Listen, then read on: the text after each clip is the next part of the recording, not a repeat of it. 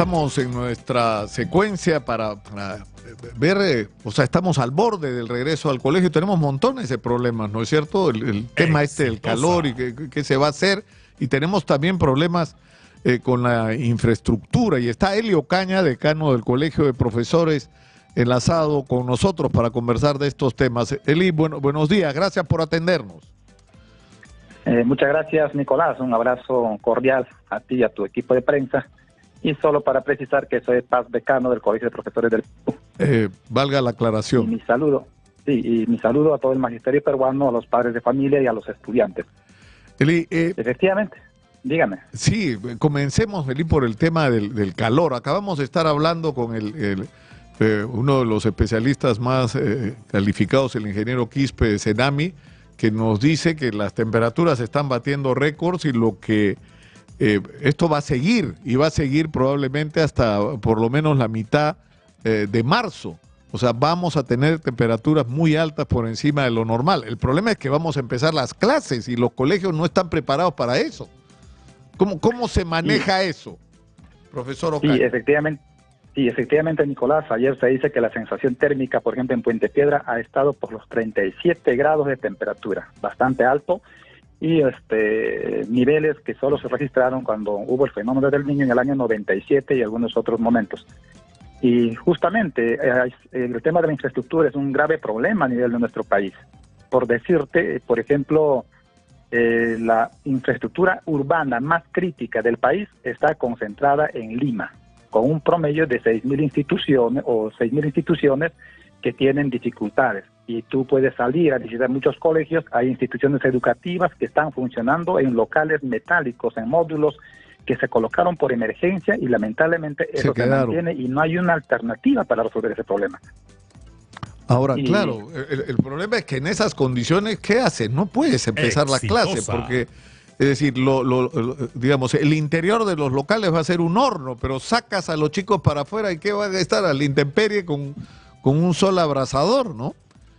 Y lamentablemente, ¿no? También con los problemas del deterioro de la capa de ozono, los rayos ultravioletas que afectan a muchas regiones del país, como Arequipa, por decir algo. Y por tanto, aquí creo, Nicolás, necesitamos un poco recordar algunos porcentajes que nos muestran de la situación calamitosa en la cual está nuestro sector. Solo el 9% al 10% de las instituciones educativas del país estarían en adecuadas condiciones como para recibir a nuestros estudiantes año tras año. Estamos hablando de un promedio de 54.800 instituciones educativas de todo el país. Y un 76%, según las mismas cifras del Ministerio de Educación, un 76% de instituciones educativas necesitan, por ejemplo, algún tipo de refuerzos estructurales. Y un promedio del 30% requiere la remoción total y la construcción de aulas nuevas. Esto nos hace ver los grandes problemas que vive nuestro país, y es más, tenemos el 60% de instituciones educativas públicas que carecen de servicios básicos, de agua, luz y desagüe, que va junto a esta suba de temperaturas, como estamos manifestando, a estas olas de calor. Junto a las dos cosas, o sea, la subida de la temperatura, ambientes sin ventilación, y ni siquiera hay agua para los chicos. Y en las ciudades ni siquiera tenemos, digamos, una ventiladora para enfriar un poco el aire del aula. Y para eso necesitamos energía eléctrica. Imagínate, eso que usan varias cosas, Nicolás.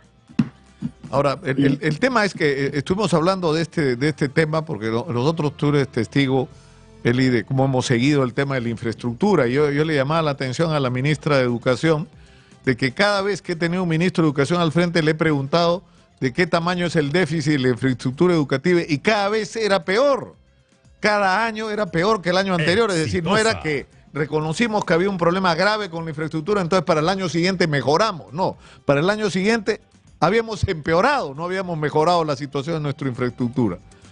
Entonces, sí, efectivamente, estos datos, Nicolás, son de los años 2014, 2017, y la ministra de Educación ha expresado que en este año 2024 será un censo nuevamente de infraestructura para poder sincerar las necesidades, y como tú muy bien has expresado, efectivamente los años que pasan van haciendo que se incremente el porcentaje de infraestructura dañada y además también el porcentaje de recursos económicos que se requiere. Si en el año 2014 se requería, por decir, 50.000 millones, en el 2017 se requería 70.000 millones, en el año 2024 requerimos un promedio de 152.000 millones de soles, que es promedio el 50% del presupuesto de la República. Imagínate la dimensión, Nicolás, y eso es grande. No, pero eso es tremendo, profesor, porque eso significa que durante años no se ha hecho lo que había que hacer. Sí, es cierto. El Ministerio de Educación tenía 3 programas. A partir del año 2017, por ejemplo, el Programa Nacional de Infraestructura Educativa, que es PRONIET. Luego también se buscó la alternativa de la construcción de infraestructura con asociaciones públicas y privadas. Y finalmente también las obras por impuesto.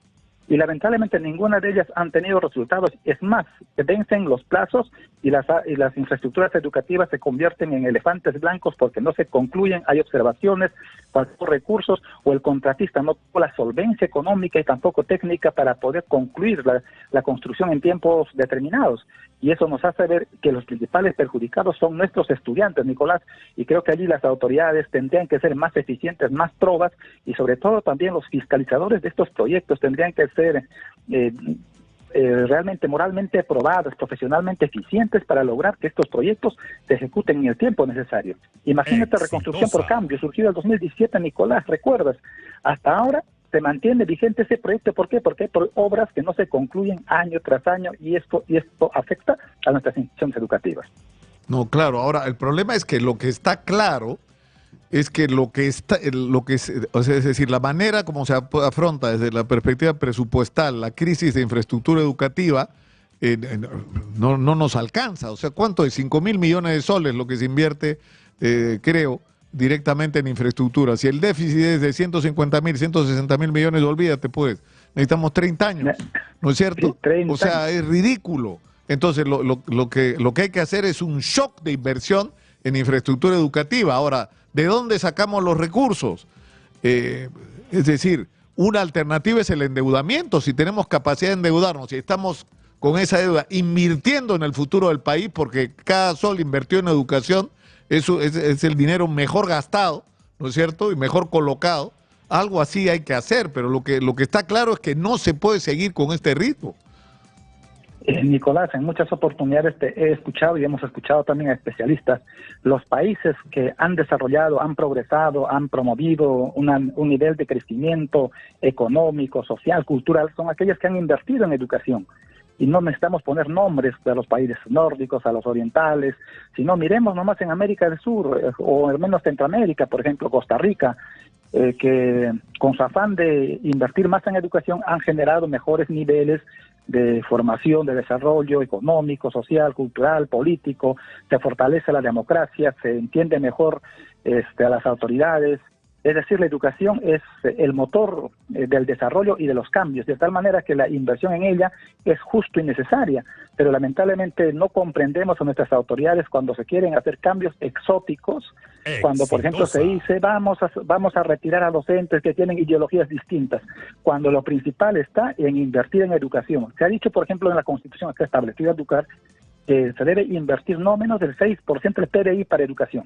Lamentablemente, solo en el año 2022 se tuvo el 4.12% del PBI para educación. Actualmente está por debajo de esos porcentajes. Entonces, si no hay voluntad política de quienes gobiernan, de quienes toman decisiones, lamentablemente no va a ser posible. Es más, el presupuesto para el sector de educación, un promedio del 75% está orientado para planillas, y y incluso eso que está orientado para planillas ni siquiera se gasta al 100%, y solo un 25% promedio está orientado para proyectos, y de esos proyectos solamente se logra invertir una tercera parte, los demás siempre se comprometen para años siguientes. En esa secuencia tan irresponsable y de poco impacto y de pocos logros de objetivos, lamentablemente no vamos a lograr construir o mejorar nuestra infraestructura educativa ni atender mejor a nuestros niños y niñas como se requiere en muchas partes del país. Pero por otro lado, Nicolás, no solamente se trata de la infraestructura física, sino también se requiere de los contenidos, del equipamiento, de los materiales. Hay que hablar de laboratorios, hay que hablar de de bibliotecas, hay que hablar de tecnologías de la información y la comunicación. Pongámonos a la altura de nuestros tiempos y de los otros países. Mientras otros países utilizan todas las tecnologías al servicio de la educación, aquí lo que estamos haciendo solamente es garantizar con aulas y creyendo que eso es suficiente, colocarle un maestro adelante a los estudiantes y punto.